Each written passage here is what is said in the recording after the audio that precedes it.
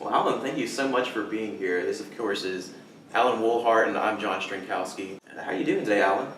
I'm doing fine. How about you? Doing well. So what was life like for you growing up? Very poor. Didn't know it, but we were dirt poor. And I had a chance to go back when I had gotten grown, and I realized that I had grown up in sort of a ghetto. It was very enlightening to me to find out that I had grown up that way. Where are you from? I know that you're not from around this part of Alabama. Why don't you tell me a little bit about how you got to the state? Originally, I was from Gary, Indiana. Okay. I was reared there, and when I was just about 17, we moved to the south. My grandparents actually lived in the Jasper area of Alabama, and so my mother wanted to be with them in the last years of their life, and she was. So there's a couple of things that I know that you're passionate about. Your dogs. Are they rescue dogs? You said they were rescue dogs. No, they were dogs that came up after the hurricane. Okay. A while back. Rescued dogs. I also know that art has played a big part in your life as well. Yes, it always has been. My brother was very gifted, and I was jealous of him, so I picked up the pencil and never put it down. So. I can see that, yeah. Well, the thing that sticks in my mind is that we always had food on the table, whereas people who lived around us did not. And do you think that that's a testament to your parents, say, care for you? well, my parents were the type of parents that they put a roof over your head, food on your table, and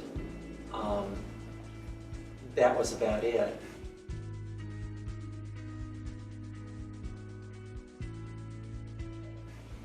There was not much in the way of affection or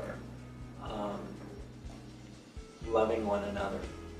We were sort of distant growing up in the same house. Looking back on that, is that something that you missed or something that you really think you would have benefited from, or do you think that the way that you are today is because of that? You know, the things that you see in yourself as good attributes, is that something that came out of you not having that? Yeah, it's very, very much so. If you came into my house today, you would think that it was a museum because there's so much stuff in it. And I think that when I grew up, there was a hole in my life, and that hole was things. And so I filled up my house with things, and now I realize that I really don't need all the things that I have, but I don't know what to get rid of. You think that that hole is still there? Yeah, it's still there. It probably always will.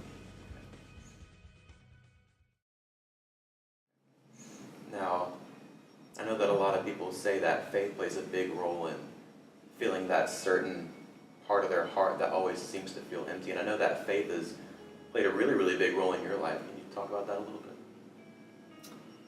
Well, you're talking to somebody who tried to commit suicide 3 times. And so crying out to God was very much part of my life, and still is. We're saying just really kind of humbling yourself and finding yourself in a point of desperation. Yeah. So I went to the Episcopal Church. There are things that you can do in the Episcopal Church, but there are things that you can't do if you're gay. You can't be a priest, which is what I always wanted to be. So what was it like for you when you found that out, that you couldn't be what you aspired to be because of a lifestyle?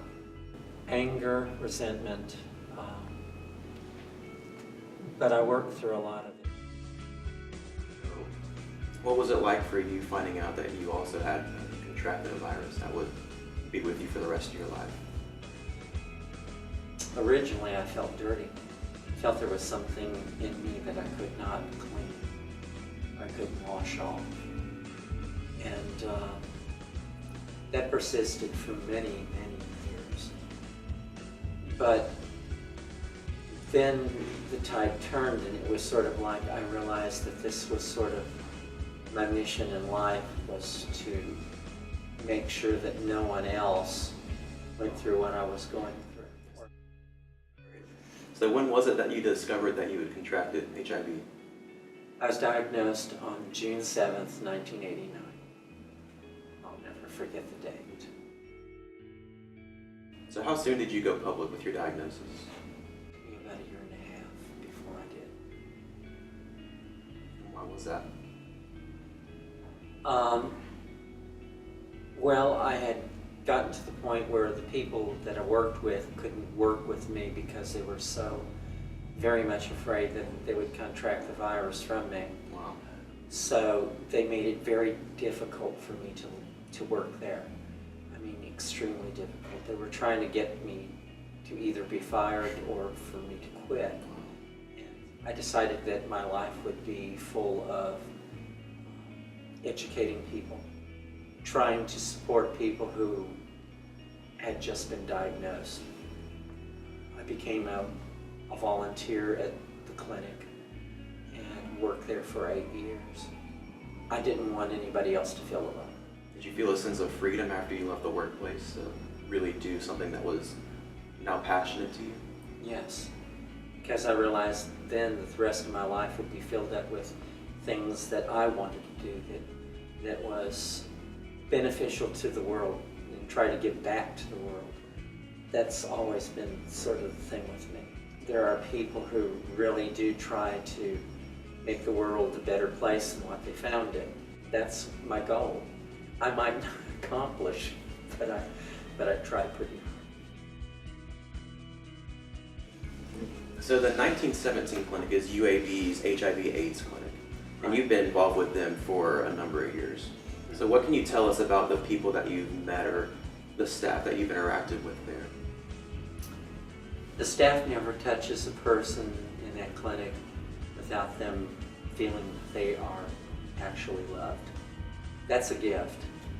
That's a gift that you don't find in any other clinic establishment that I ever know of.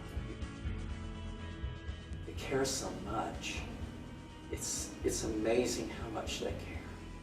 They work long, long hours, but they try to meet that with as much compassion as they can. It's very special.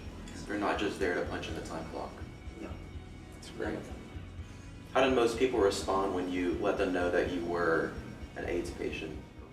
The first people that I told when I found out was all in one weekend. I told my family first. I called my mother, and she got my brothers and my sister together, and I told them. Next told the people that I worked with, because I knew that eventually insurance forms would be coming in and they would know exactly what I had, so there was no way of keeping it secret. So the next people I told were my church, and I went in that Sunday and I had already talked to the priest, and we came to a sort of an agreement. I really didn't want to tell them at first, but he spoke to me and he said, "These are your brothers and sisters, and if you don't tell them and something happens, they will feel angry because you didn't."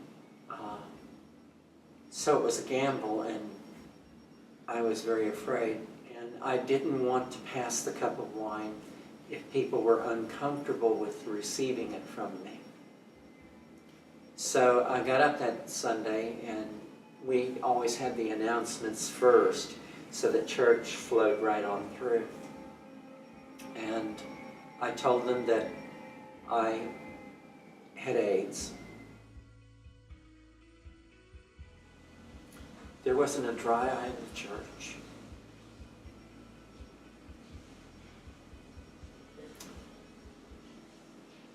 they all came up and took for the cup. I was lucky.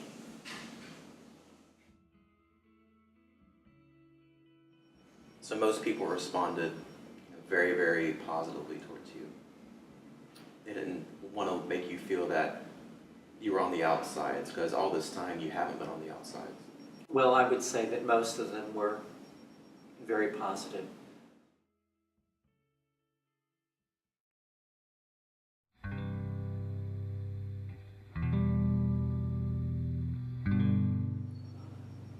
Too many people thought that it would never happen to them, that it didn't happen to white middle-class men, Right. that it happened to the African American community, the fringe communities. That's who they thought had it. And they always thought that the person that had it had IVs stuck in their arms, Right. and were walking around with them and were gaunt and had no body fat and were skinny as a rail. But I had to show them that that was not the case. A person with AIDS could look like the same person that sat next to them on a train or a bus or a plane or in church. That's when it became important for me to tell my story. That's good.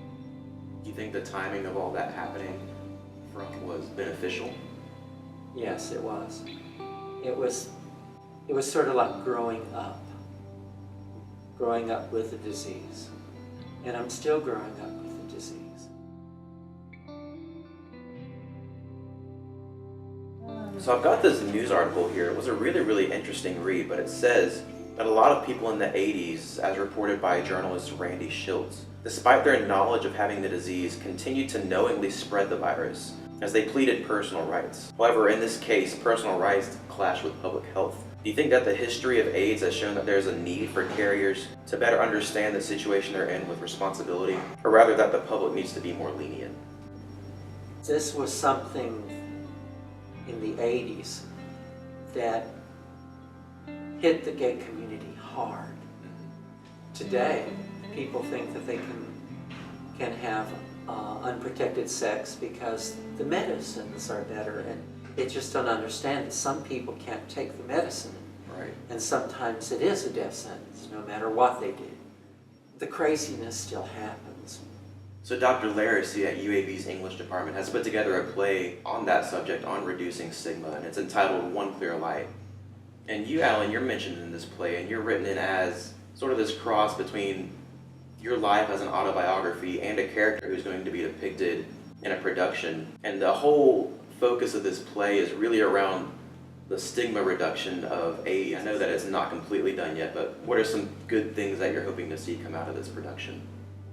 Actually, I saw the portion of the play that I am in, and I don't know how to say this. I was never one and never wanted really to be in the news, but I have done the news stories. The play is different. It's like a gift that was given to me, and I never thought that I would ever be in a play. I'm a gay man and I don't have children. My brother couldn't have children. Our name at the end of our lives will be gone, absolutely gone. But my name will be in the play. It makes me feel good. It's kind of your continuation. It's like a legacy that you're leaving. Being able to be part of this production that's really a big focus on the way that you're living your life right now. I can't tell you how overwhelmed I am. When I was first approached about it, I thought, how can you really do that? How am I really going to come off in this thing? Was I going to like it? Was I going to hate it? It was so powerful to me to be able to sit there see myself on stage, see a mirror image of time that had gone by. It was incredible. Not many people get to experience that. So tell me a little bit more, Ellen, about your involvement with the 1917 clinic. I wanted to be the person that they met. All they were there was just for the treatment. So they would go home and it would be now another month before they could get back in to ask the questions that they needed to ask. I would sit down on the sofa next to them and I would say, I'm a patient here. And immediately it was sort of like, oh my God, now I know somebody else that has this, and who is going through this. As people coming into a new family. Right, a new home. I help get rooms for people. I help raise funds for people. I run the talent show for people. I am in charge of registration for the people that come. So there are things, that's what I do now. Now you mentioned earlier that you were in charge of the funds that are raised for, and I kind of wanted to focus on that a little bit, on a little bit of a different topic, and kind of go into what the cost is of living with AIDS. The cost for people to come to the clinic is astronomical. There is no way that any of the patients can afford the medications.